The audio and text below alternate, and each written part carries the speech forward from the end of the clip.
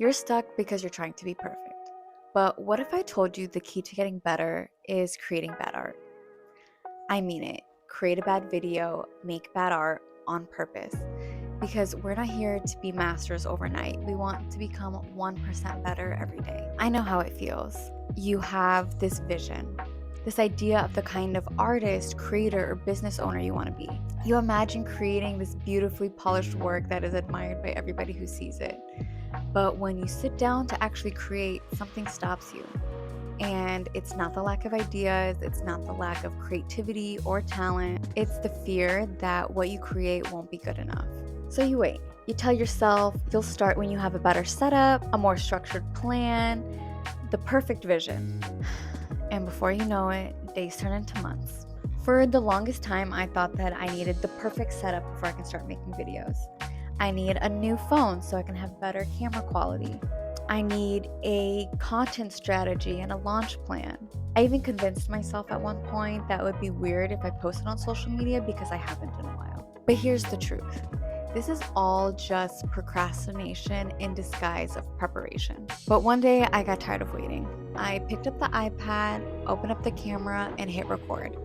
No fancy angles, no high quality lighting, just me looking straight into myself on the back camera, just figuring it out as I went. It wasn't perfect, but it was a start. And when I filmed my next video, I adjusted a few settings in the camera. I got a mic, 1% better. And then my next video, another small improvement, 1% better. That's how real growth happens. Not in massive leaps, but in small, consistent steps forward. Starting isn't just about overcoming these technical hurdles. It's about overcoming your own thoughts. When I finally sat down to actually create, I had to ask myself, what are you actually afraid of? Am I scared that people won't accept me, that they'll judge me, that I'll feel embarrassed? Last year, I started a coaching program called Metamorphosis, and on the first day, they had us write down 2 lists.